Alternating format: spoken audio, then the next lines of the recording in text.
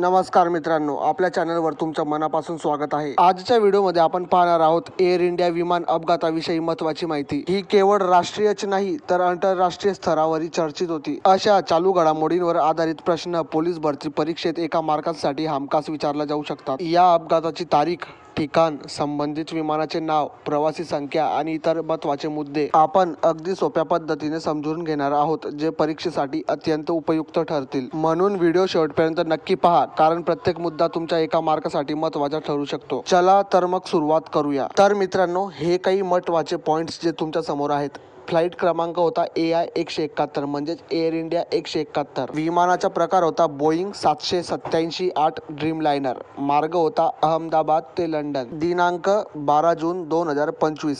उड्डाणाची वेळ 1:38. अपघात ठिकाण BJ मेडिकल कॉलेज अहमदाबाद. तर मित्रांनो, आता आपण बघणार आहोत विमानात किती प्रवासी होते व ते कुठले होते. एकूण त्या विमानात प्रवासी होते 242. क्रू व पायलट म्हणजे स्टाफ जे होते ते 10 लोक होते.